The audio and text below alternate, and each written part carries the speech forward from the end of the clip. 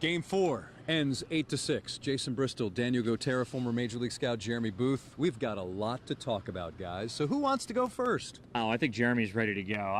I'll take it after him. Where do you want to start? I mean, you get to tonight, and we talk about the Altuve home run, and man, look, that's really unfortunate. I don't know how many times I've seen that happen. It's a momentum killer. It's a momentum killer. It deflates everybody. It really does. There's so many adjectives you can use to describe that. The one you can't use is correct call, and that's not okay to do in Game 4. To let the call stand, you better make a decision when you go to replay. You go into Josh James coming behind Charlie Morton, and before the game, we all talked about Charlie Morton. What kind of feel would he have? Where would he be? Yeah, he had no Josh feel. James came in tonight throwing 100 miles an hour. It's 100 miles an hour, and he had a pretty good breaking ball. And you'd like to have seen him in Game 2 instead of Joe Smith, which could have been a turning point. But then you get tonight, and he gets 3 innings and 50 pitches. And I'm asking myself when he's done that. Game 3. Game 3, right. Yeah. And then Game 4, he gets tonight, and he's on 50 pitches in his 8th outing. How? And so I got to ask questions because I'm looking at this, and he's got so much firepower back there. I got some any given point, he can turn. That's where I'm at. I'm trying to figure But it's easy to second guess when it doesn't work. Sure, but we're first guessing when it's happening, right? Okay. We're talking about this before the game, and on I like to play devil's advocate with you. You do, but before the game, I asked both of you who comes in if Morton doesn't have it, and we all said Lance McCullers. Lance McCullers, okay, yes. and who came in? Josh James. And I'm okay with that. I'm okay with James coming in, but I felt that he left him in there a little too long. I mean, 50 pitches, you go in, get what you need out of him, and then go to a guy that can give you some more length, who's experienced this stage before, and I thought leaving James in was a mistake. But going back to the home run call. Okay. That was a travesty. I've never seen anything like that on this stage here. The trajectory of the ball alone should have been the dead giveaway for me. And it's not like the guy's reaching over. I don't think Mookie even makes that catch. I don't know how you make that call. I will say this, from the images, the pictures posted, it does leave a little bit of doubt in my mind whether the ball was completely over the fence and they didn't instinctively go over just a little bit. I'm not saying it's definitive. I'm not saying it's clear. I mean, it's got to be 100% clear. And that's my point. And I think that's great because it should be 100% clear to make a call like that. Right. And I can see where perhaps the thinking was it was interference, but I don't think there's enough evidence to make that definitive. Well, I thought and Joe West is so definitive about it in his post-game comments to the pool reporter here as I was just reading them. So that's where I'm at with that. Well, it turns out that he can't even read the rule book or sing, so at least we now know that after this. It was just very unfortunate because for me, I think it just goes, first of all, it has to be 100%. And it also goes to the trajectory of the ball. And I thought it was clearly over the fence. And I don't know. Guys, it's just frustrating. It's a momentum killer, man. It's Game 4 of the ALCS. It's a momentum killer. It takes the life out of this building. Yes, the Red Sox put 2 more runs up on the board, but then you come back and tie it, and then like, okay, we're back in it. Game 4 of the ALCS. Yeah. It's not July 18th, and you've got a turning point in the series where a series could easily be. And look, let me back up. The Astros did not deserve to win this game. Okay, they didn't deserve too many mistakes. They're playing too many walks, too many hits hit by pitches, too many wild pitches. Maldonado, who's a Gold Glover. Yeah, what has happened to? You're a catcher, so what has happened to Maldonado? In Boston, we talked about whether or not he was seeing the ball. There were some issues there, and he said he was crossed up. And then something tonight, the look in his eyes was, I'm not afraid to make a mistake here. We saw it through the mask. One of the beauties of television is you can really zoom in and see that. And we saw it through the mask, and he'll never admit that, and I wouldn't expect him to because he's a battle-tested warrior, and he should be. But when I'm watching him, I'm afraid here. The way he was boxing balls, the way he was receiving, or the lack of. Right. And balls in the air going to the backstop, and they're being called wild pitches. Those are pass balls. It happened in Boston in Game 2, gave up a game.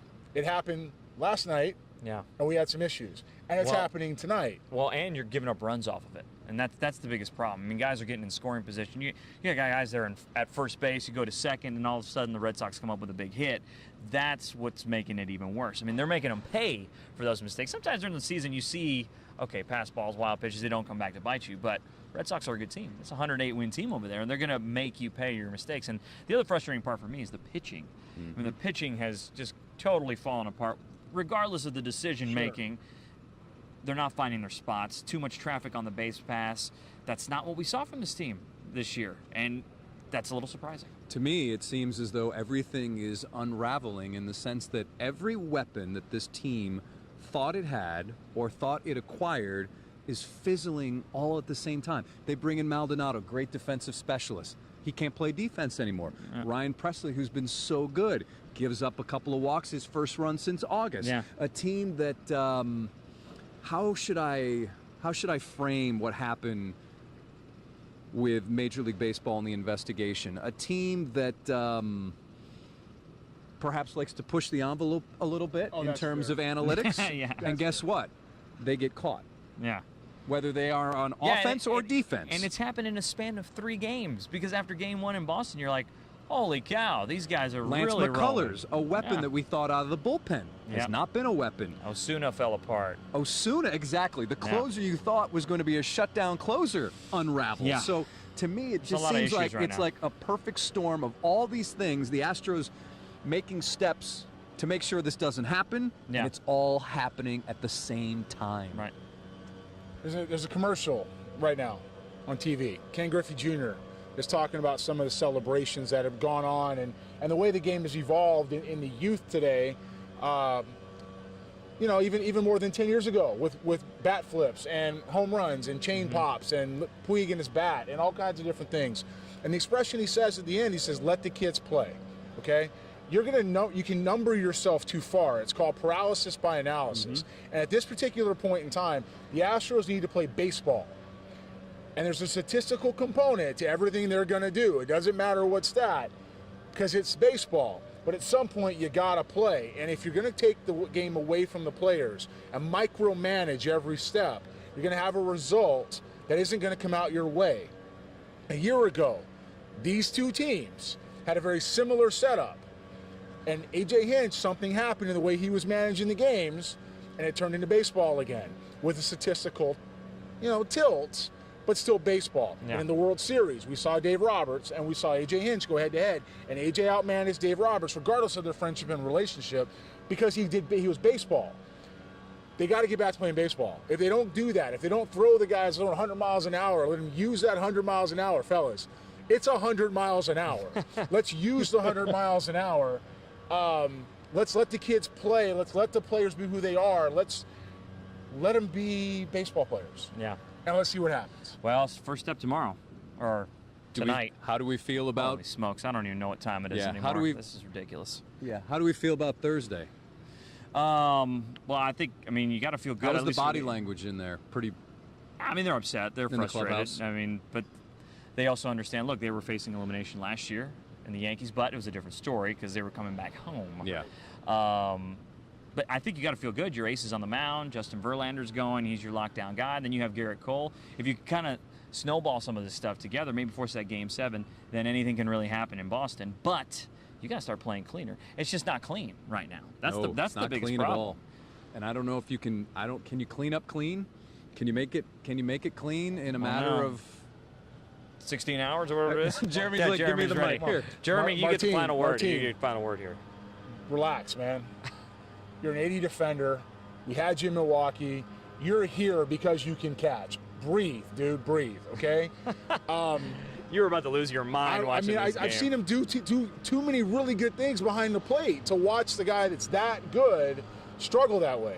And when you're looking at Justin Verlander and you're looking at what this team can do, just relax and go do it.